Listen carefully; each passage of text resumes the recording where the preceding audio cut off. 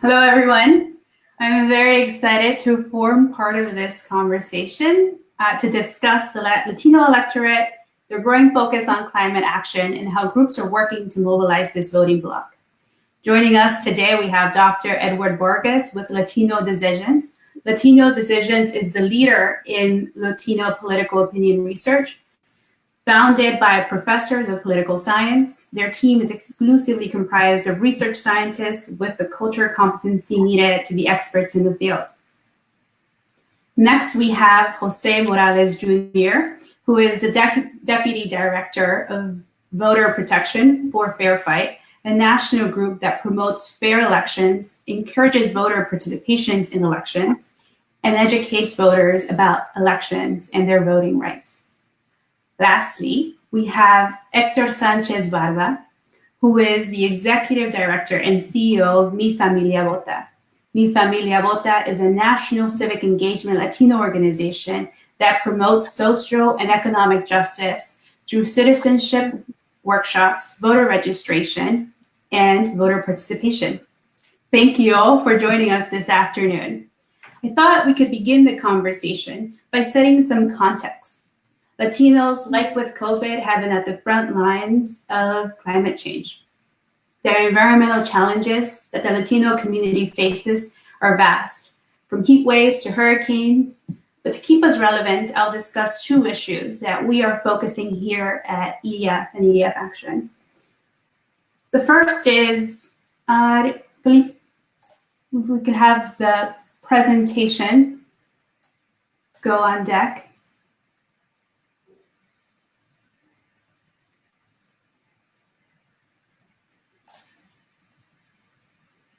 Great. The two issues that we're focusing on is air pollution and lead exposure, and the other one is lead exposure.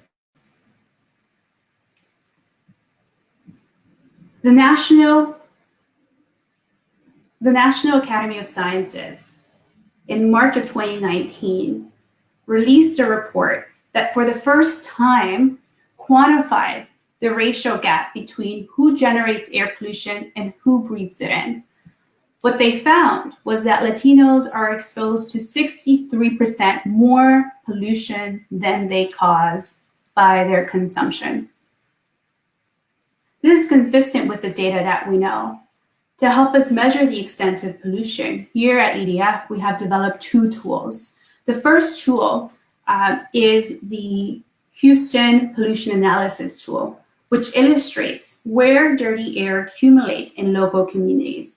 It is one of the most comprehensive in the United States of its kind to date. Using two Google streetcars, EDF drove 32,000 miles across 35 neighborhoods to measure black carbon, nitrogen oxides, and fine particles to paint a more vivid portrait of air quality in the city for its mix of industry and lack of zoning, but is also home to a large Latino community.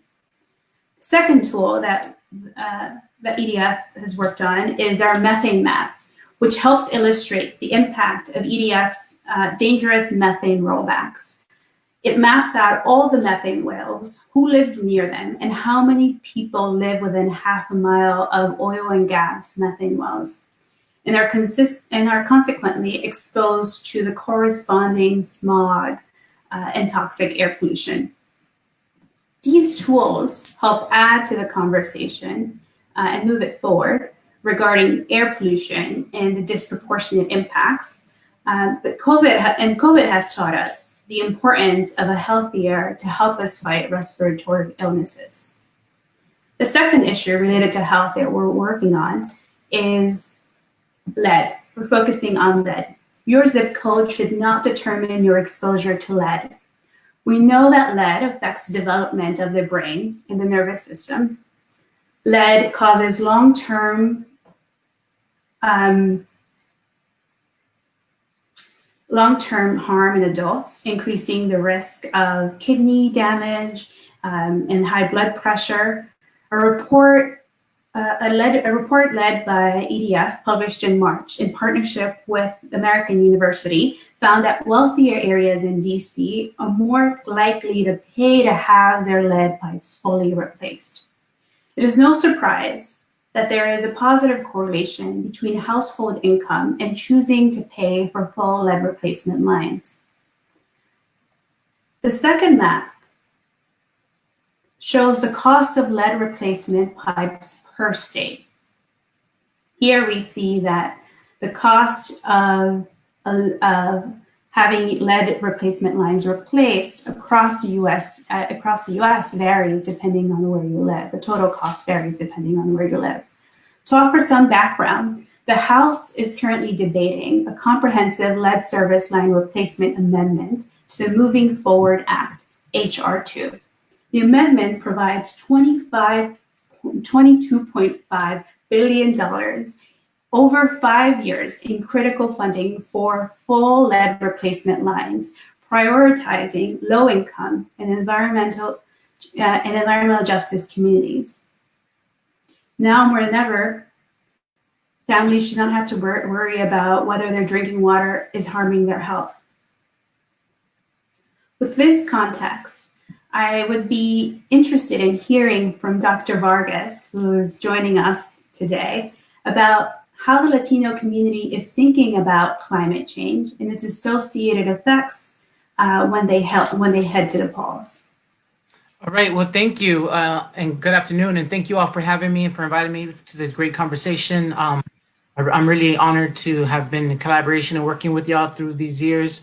So what we're going to talk today is some polling that we did in February and March of this year. If I could have the slide deck up. So we basically went into doing a national poll, but what I'm going to present today are the results from the battleground states and the states of if you could push forward a little bit. Okay, so what I'm going to present today is a little bit about some of the information on the battleground states. As we know, exit polling has been incredibly come under fire for not providing more accurate and representative sample of voters in states or districts. And so we at Latino Decisions have been fighting this cause to get more accurate data, better representation of our community, and to poll Latinos where Latinos generally are. And you know, a lot of times polling companies or other folks put out information about Latinos that are in highly white segregated communities or higher income communities, and they don't poll Latinos where they're at. And so since 2016, we have been working with EDF and other partners to provide more accurate data on the Latino electorate, on about our communities and on environmental issues. Okay, next. So a little bit of background. So there's this long-standing assumption regarding Latinos being disinterested in environmental issues, or other communities of color, working class communities not being interested in environmental issues, and that's clearly wrong. More recent research suggests the opposite. In fact, Latinos care deeply about the environment, specifically about experiencing climate change. We're in all aspects of the environment. So this is really important that we continue telling our story. So in this study, we explore in depth these concerns and support for policy action. And I'm going to focus specifically on battleground states because if we turn the conversation over to, for example, vote by mail, we see that a lot of the battles are happening in these states as well. Next. Okay, so a little bit about the data methodology. So we polled in Arizona, Florida, California, Texas, and Nevada. This happened in February and March, right before President Trump called a national emergency around March 15th. So in some of these states, for example, in Florida and Arizona, it was right at that March date. So respondents are high propensity voters, who or newly registered and folks who are gonna vote in the next coming election. We then randomly draw this sample from the statewide samples, and we weight these to match the census demographics. So that's our data and our methods. These were both phone and web interviews. Also done in Spanish. So some key takeaways here. We find that over 90% of Latino voters say it's extremely important or very important that their elected officials push forward legislation to aggressively combat climate change. When it comes to elected officials taking steps to reduce smog and air pollution, overwhelming support that Latino voters would like to see something happen in this area. I think the COVID-19 and what Esther said, I think it rings true. I think having been in lockdown, people are beginning to see the air, clean air. People are beginning to see things, the smog go away. And I think if we were to ask Latinos now, I think we would even get more support and focused on trying to reduce air and smog and air pollution. So in 2020, Latinos voters made it clear that they're much more likely to support politicians who commit to action that reduces carbon pollution, and those who support increased fossil fuel development. So next slide, please. So I'm going to focus here first on Arizona, and I'm basically going to go state to state. So next slide, please. So we asked Latinos about their personal experiences with climate change, and we've been asking Latinos in different states different times. But for Arizona, we started asking folks here in 2018 about climate change. So we asked the question: climate change is often associated with weather patterns such as deadly heat waves in some areas, and frequent or more intense storms and flooding in other areas. Have you experienced the effects of climate change in your state? And what we see here is a 2% increase in from 2018 to 2020 for Arizonans. But if we go to the next slide, we see here some of the biggest change about how important do you think it is for the new Congress to take steps to pass legislation to aggressively combat global warming and climate change. And we see almost a 9% increase from 2016. And for this particular question, we can go back to 2016 and really see this large sort of jump here on the extremely important response category. Now, this is for somebody who does a lot of surveys. This is a pretty big jump in just this short amount of time. Okay, next. When we look at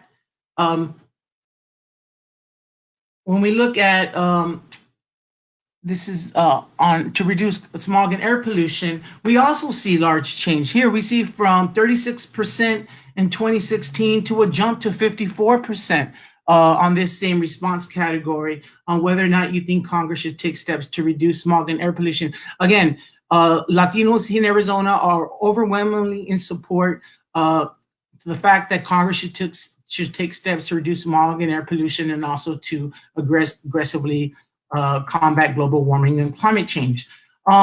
Next slide. When we ask respondents about thinking about elections for the U.S. Congress, are you more likely to support a candidate who wants to reduce carbon pollution and invest money in clean energy sources, or a candidate who wants to expand oil drilling, shale fracking, and coal mining? We do see a small change here among Arizonans, but we'll see later on in other states this seem to have more traction in places such as Nevada. Next, we're going to jump into Florida.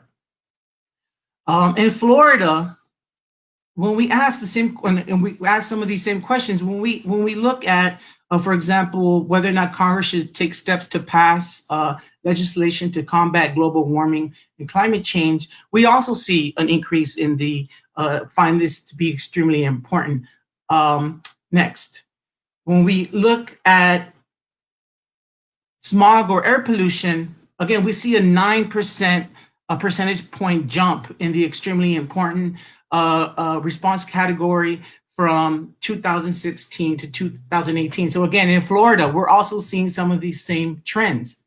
Next slide, please.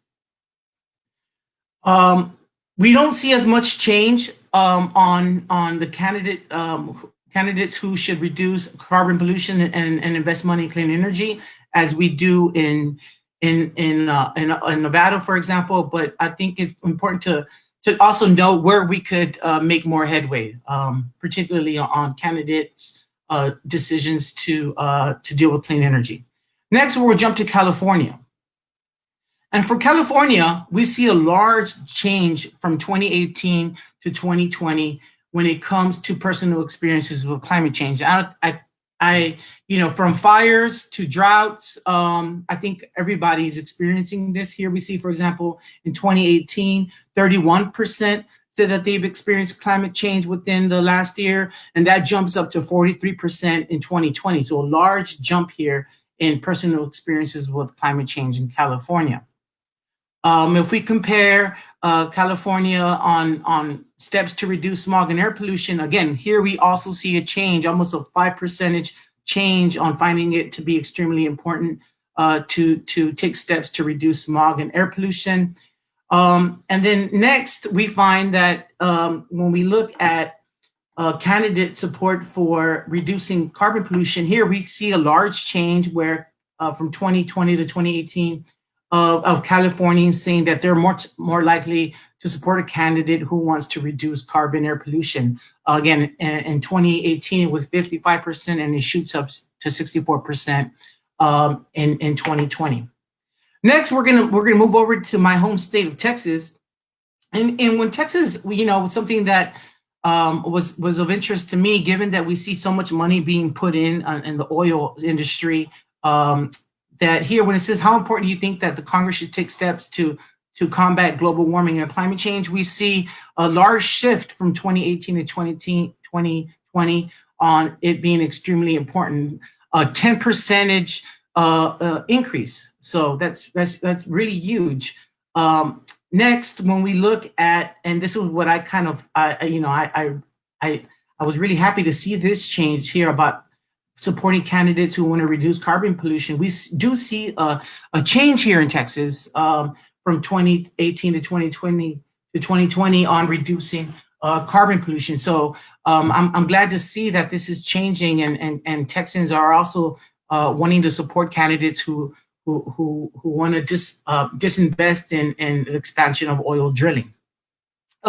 Lastly, is the state of Nevada. And we see some big differences and shifts here in Nevada. So for example, about experiencing climate change, Nevada is an interesting state because Nevada also has some of the most heat waves, largest heat wave of spans than most places in the country. And so here we see from 2018 to 2020, a jump from 27% to 46% about experiencing climate change within the last year. Again, when we're talking about heat waves, I think Nevadans know most, have experienced this the most. Okay. Moreover, when we look at aggressively combating global warming or climate change, we see a just kind of a straight line up from 38% in 2016 to a 65% in 2020. So just a clear linear of trend up. When we look next to reducing smog and air pollution, we also see a large sort of linear change from 26 to 2020, which is just showing that Nevadans are really experiencing climate change. They want to reduce smog and air pollution. They want Congress to pass and aggressively combat global warming and climate change. And lastly, when we look at candidate choice on reducing carbon pollution, again, we are moving from 2016 to 2018. We see over 67% support for a candidate who wants to reduce carbon pollution. So altogether, kind of some of the final takeaways here are that, again, over 90% of Latino likely voters in these battleground states say it's extremely important or very important for elected officials to take steps to pass legislation to combat global climate change. We see Latinos want to see elected officials take steps to reduce smog and air pollution. Latinos voters are feeling the impacts of climate change. Some in places like California and Texas a little bit more than other places. And in 2020, I think it's clear that Latino voters are more likely to support politicians who commit to action for to reduce carbon air pollution. Again, these results are online. You can go to Latino Decisions and also EDF Action and look at these a little bit more in depth, as well as with the national numbers. But I just wanted to focus on these battleground states that are heavily Latino and who are also, if we're having a conversation about voting by mail, that are also seeing a lot of action. So thank you. And I'll turn it over to Esther. Thank you so much, Dr. Vargas, for guiding us through the research and highlighting some of the results that show the increasing support for candidates that support climate legislation, even before COVID-19. Now, I would love to bring up Jose, and I would be interested in learning more about voting rights and how it plays a factor in this space. Yeah, absolutely. First of all, thank you for having me. I feel like I just learned a ton already, so this is a tough act to follow. I don't have any cool slides, and I don't know if I have anything new, but it's very clear from what we just saw that there's a huge appetite to change the way things are done for our community in this country. And one of the key instruments that I think you saw in that polling data is that there needs to be a greater emphasis from our public officials on public policy. These things matter to us privately, and people are taking a lot of private actions to make sure we're being kinder to the environment and leaving something for future generations. But the truth of the matter is, without substantive gains in public policy, we can't achieve all of our goals.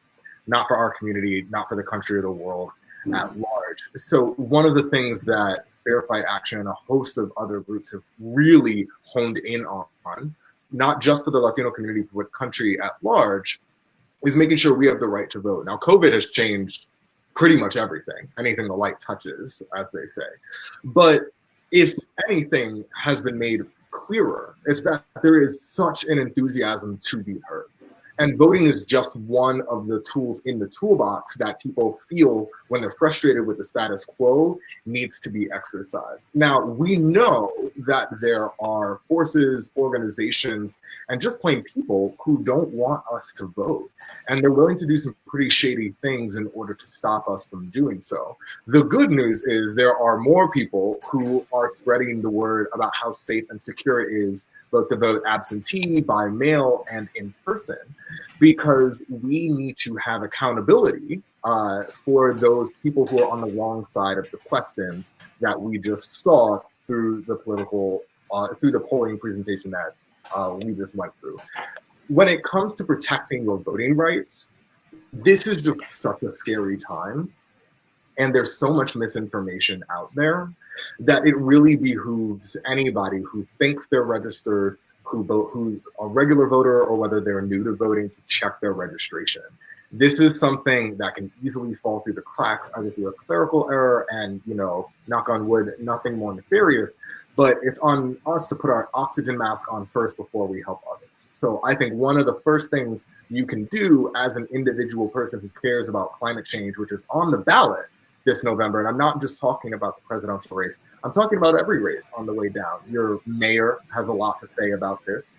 Your state senators have a lot to say about your governors, and your congresspeople have a lot to say when it comes to climate change. And I think one thing that's very, very important is realizing that this is the election where we have to stand up and be heard. We are running out of time when it comes to what individuals can do for climate change.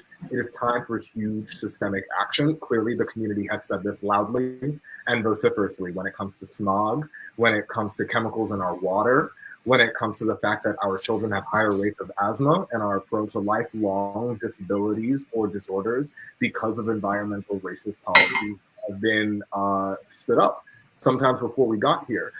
protecting your right to vote is protecting the future of climate change. So by checking your registration and making sure that you're ready to go, you can now help the people around you. And you must take responsibility for checking your local voting laws and getting involved.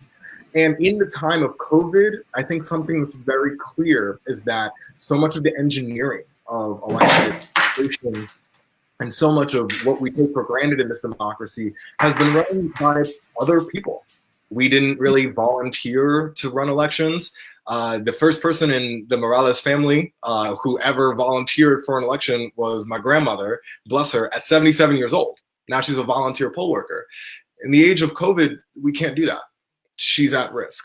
So it's time for each of us to stand up and say, I am here for my state, I'm here for climate change, and I'm looking for ways to get involved. And you have to do the research, and that's where Fair Fight Action, I think, has laid out a lot of this, both ways to get plugged into your state's opportunities in how to volunteer for an election. There are some jobs that are paid positions on election day, where if you are not living with a comorbidity, if you're wearing your mask and you're observing social distance, we can protect and keep secure in-person voting for those who want it.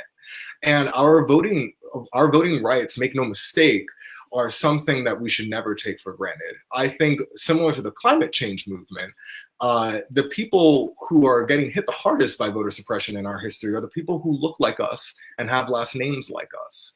So it is of utmost important that we continue to check our registrations, but also be on the lookout for any sort of misinformation when it comes to not only what people are saying about climate change. You know, I think climate denial is, thank God, out of vogue, although it's being espoused by some of our public officials. It's time for our community to stand up and demand accountability.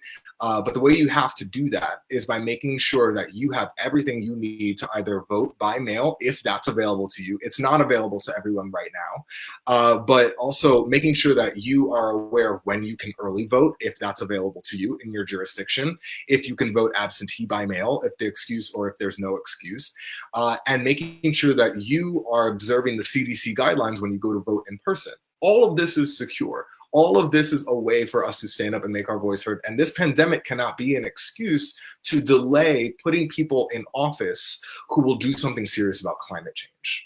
We can't sit this one out, and we have to start right here with our community and keep that confidence alive that this election is actually the first step to some really transformational things that can be done with defending our environment and our climate. And I don't want to be doom and gloom about this. I think one of the most amazing things you have seen in that polling presentation is that people are fired up about climate. They get it now. I think for a long time, climate change was, you know, maybe you're thinking of a polar bear, maybe you're thinking of some ecosystem you're not familiar with.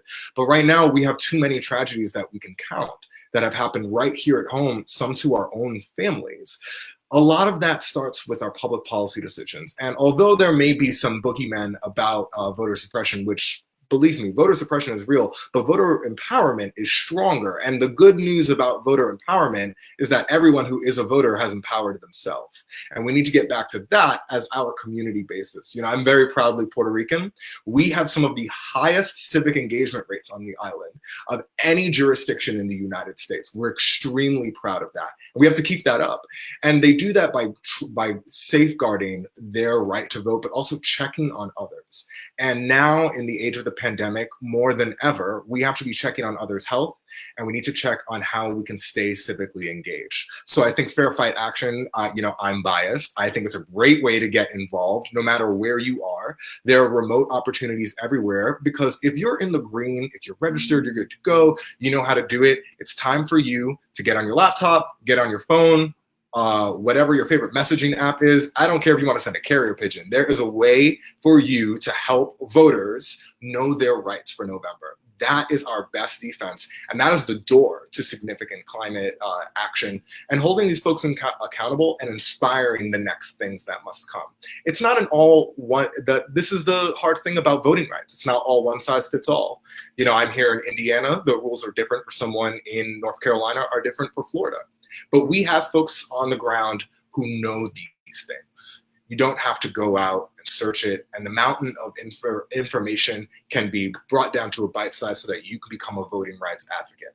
I think there's been a lot of misinformation about what is and is not available. And Fair Fight Action is going to make sure that anybody who cares deeply about making sure that our public officials, whatever their partisan affiliation are, hear our voice. Because that is what's truly on the line when it comes to the 2020 election. The data that we just seen, it's clear. It's crystal clear. It's been growing over the past few years that there need to be more robust, serious investments in climate protection. And when it comes to the Latino community specifically, we demand not to be left behind. One way to make that demand clear is to vote in such large numbers that we cannot be ignored in the 2020 election. So that's a lot of the work that Fair Fight has been doing.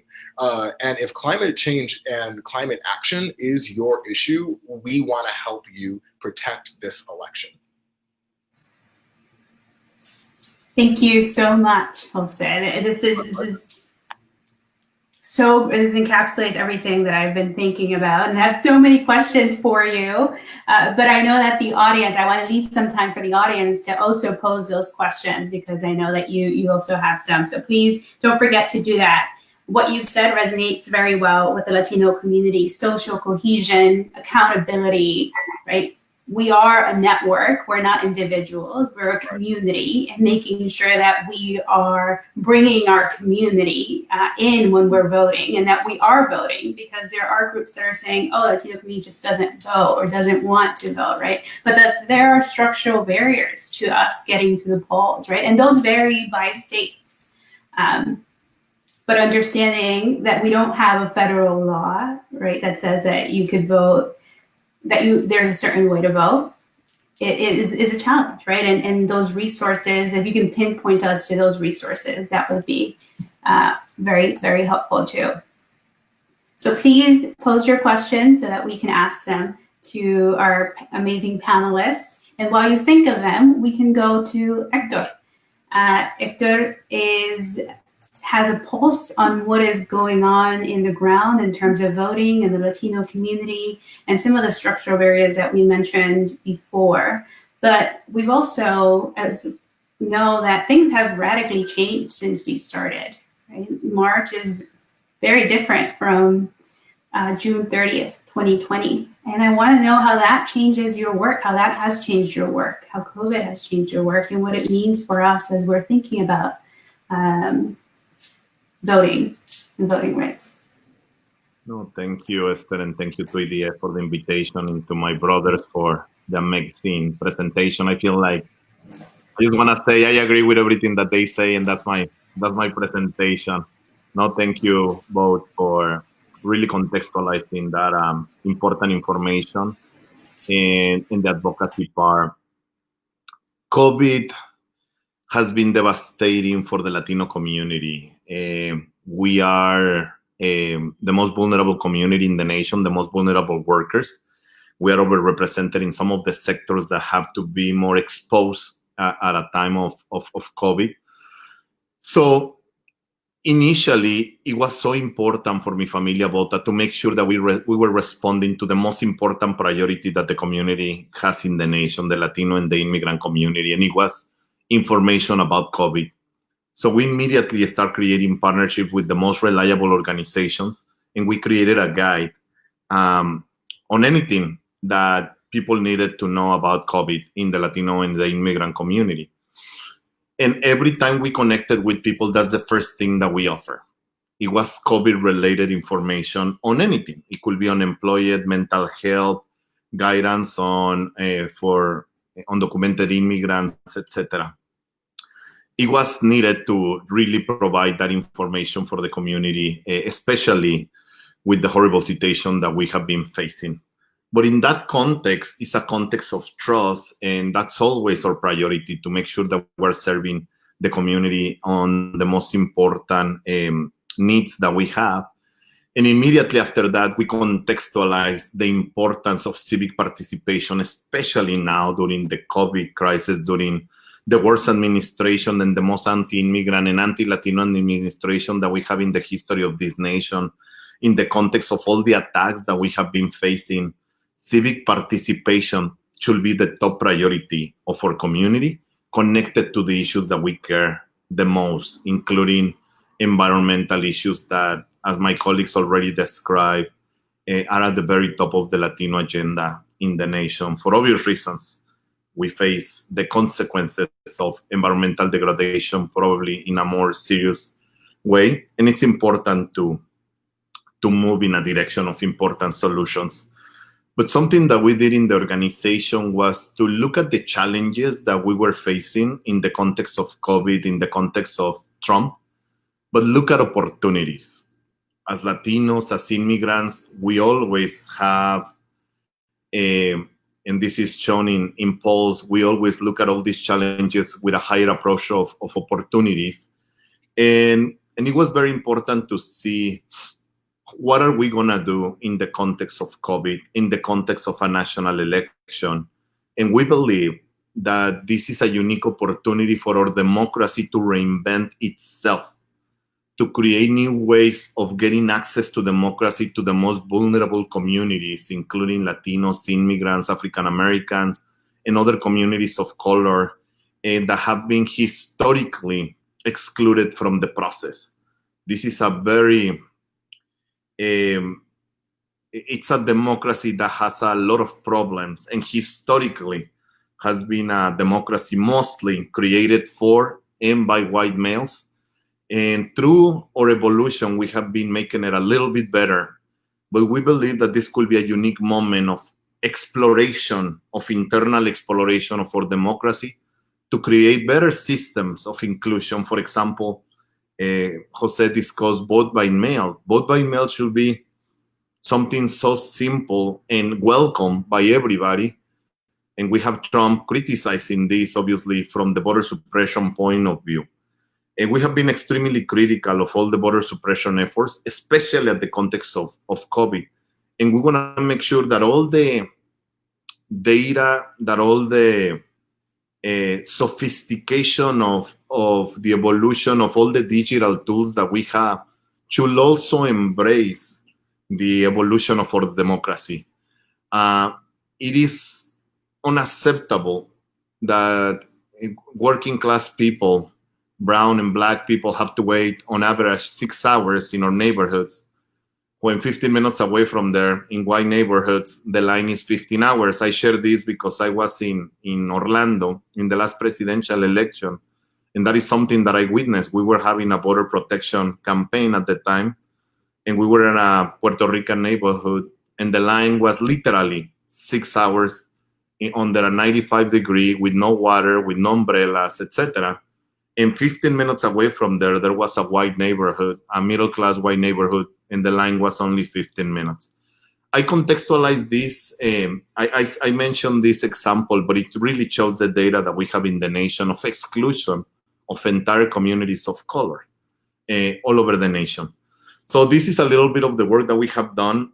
We immediately embraced the most important infrastructure for digital to make sure that we continue doing voter registration online. And you can go to mifamiliavota.org.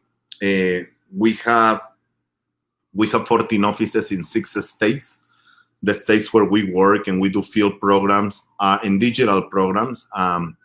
Well, obviously all over the nation, but right now it's Florida, Texas, Colorado, Nevada, Arizona, and California. So we invite you to follow us. We invite you to collaborate with us. And we're doing a lot of works also expanding the possibilities and the trust that we have in those communities, doing a lot of phone calls, doing a lot of texting, really revamping the possibilities that we have in our website, all our email lists, all the social media efforts. Voter education right now is so important, and it's at the very top of the agenda. There is a direct correlation between the quality of life of our families and civic participation. This has been proven research after research. And if we want to fight all the attacks against our community, if we want to have a better future for our children, the major secret is, and it's not a big secret, is participate in our democracy. For example, in Mi Familia Vota, we have all kinds of campaigns related to civic participation. We have citizenship. If you are a resident and can become a citizen, we encourage you to become a citizen. And once you become a citizen, we encourage you to become to register to vote. And once you are registered to vote, please go out and vote. And after that, invite all of your family, all of your members. And after that, participate in your school and participate in the census, because this is something that really helps the well-being of our nation, of our community, especially at a time when we're facing so much exclusion through the nation and so many attacks.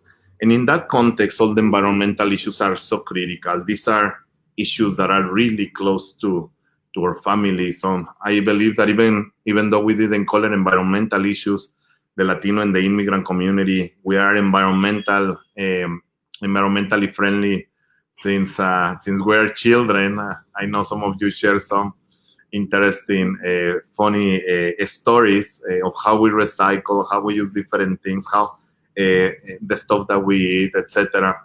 But from that perspective, it's important to be united. It's important to participate in this context. And it's important to say enough is enough. Enough to all the extremism that we have seen against our nation. Enough to the extremism that we have seen against the environment. Enough to all the hate crimes that keep increasing against our community. This is a time of opportunity, and it's a time for all of us to get engaged and really show why the Latino vote and why the Latino community is so critical, and why we're saying we're here and we're presente. Todos a votar. Muchas gracias.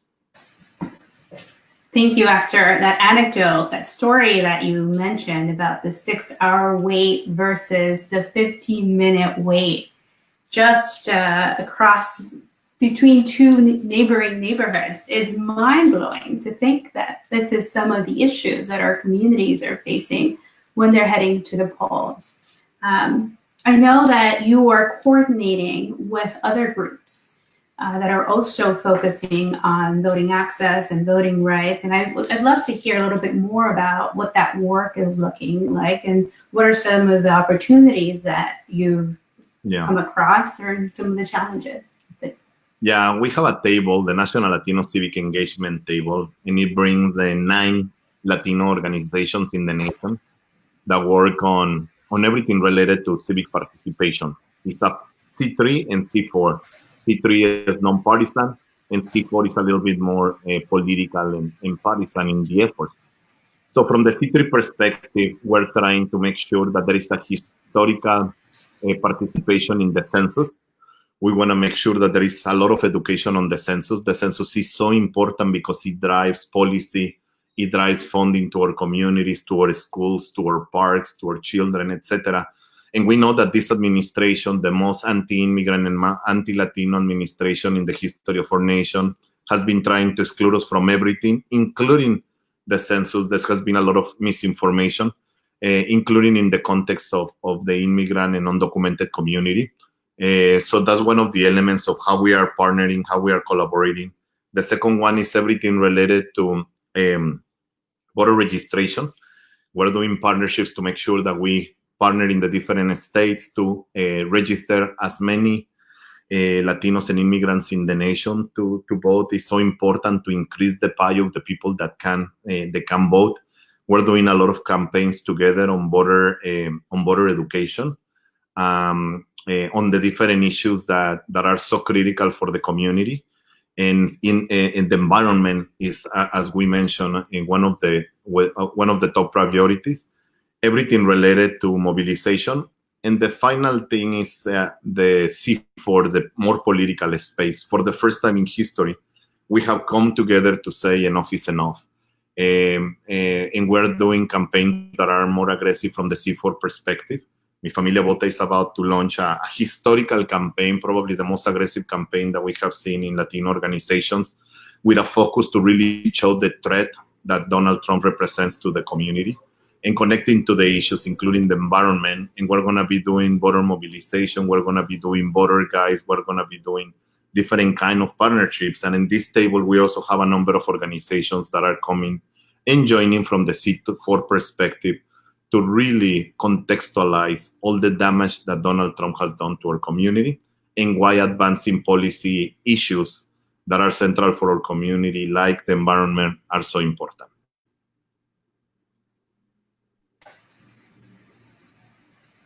Thank you for that information. To recap, during this, this is a short conversation about the interface between all these seemingly unrelated issues coming together, right? And it's going to take a series of discussions for us to really parse out and figure out how to continue to move forward. But you've mentioned, Jose, you've given us a list of things that we could start doing, actionable steps, right? And I think that's exactly what we're looking for. How are we moving the conversation forward, pushing our community, and really bringing in different partners to make sure that we are working on this issue collaboratively. But it would not be fair for me to not mention something that was just developing. Today, the House Select Committee on Climate Crisis released a report, which is a year-long effort that outlines hundreds of policy recommendations for fighting the climate crisis. It's centered around 12 pillars, but one of those pillars is investing in communities to cut pollution and advance environmental justice. So policies, there are so many environmental justice policies that are coming to the forefront that people are putting forward, that our legislators are putting forward. And now is the time, the window of opportunity that we've all been waiting for, to really center our communities when designing these policies. So I know that it is going to take us in making sure that we uphold our democracy and that we're working together so that we can get these results that we've been looking for.